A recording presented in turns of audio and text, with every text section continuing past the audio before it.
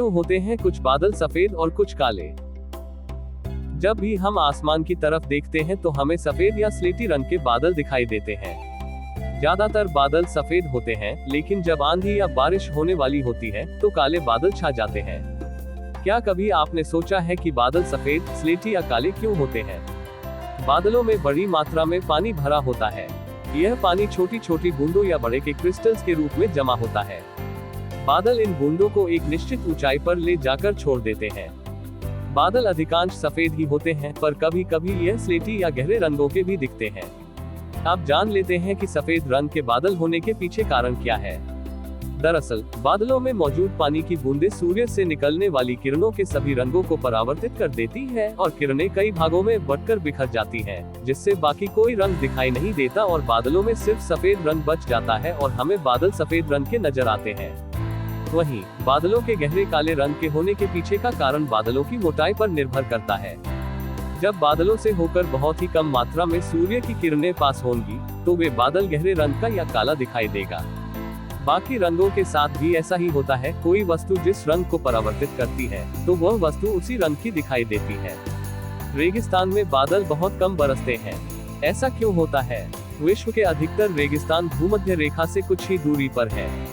रेगिस्तान से उठने वाली गर्म हवा तेजी से चलती है। जब यह हवा भूमध्य रेखा के पास से आने वाली ठंडी हवा से टकराती है तो बादल बनते हैं। नमी से भरे ये बादल जहां बनते हैं वहीं बरस जाते हैं। मतलब रेगिस्तान से दूर ही ये सारा पानी बरसा देते हैं। पानी बरसाने के बाद नमी रहित ये हवा चारों ओर घूमने लगती है। घूमते घूमते रेगिस्तान तक भी पहुंच जाती है, लेकिन इस हवा में इतनी नमी नहीं होती कि वहां की गर्म हवा से मिलकर बादल बनाए। कभी कभी हवा में कुछ नमी बच जाती है तो थोड़ी बहुत वर्षा हो जाती है। बरसात के मौसम में हमारी निगाहें आकाश की ओर ही लगी रहती हैं। आकाश में थोड़े से भी काले बादल दिखाई देते हैं तो हमारा मन खुशी से भर उठता है। बारिश की आस बंधती है।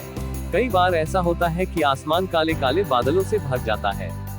लगता है अभी तेज वर्षा होगी, लेकिन बादल एक बूंद पानी बरसाए बिना ही गायब हो जाते हैं। ऐसा क्यों होता है? बरसाती बादलों में बहुत ही सूक्ष्म जलकण मौजूद होते हैं। ठंडी हवा के संपर्क में आने से इन जलकणों का आकार बढ़कर बूंदों का रूप धारण कर लेता है। बूंदें भारी होने के कारण वर्षा के रूप में धरती पर गिरने लगती है। इसलिए जिस स्थान की हवा ठंडी होती है वहां अधिक वर्षा होती है। जहां पर बादलों के नीचे की हवा गर्म होती है वहां बादलों में मौजूद जलकण फिर से वाष्प में बदल जाते हैं और बादल बिन बरसे ही चले जाते हैं। इसलिए ही तो कहते हैं कि अपनी धरती पर वृक्ष लगाकर उसे हरी भरी रखो। धरती हरी भरी होगी तो बादल खूब बरसेंगे।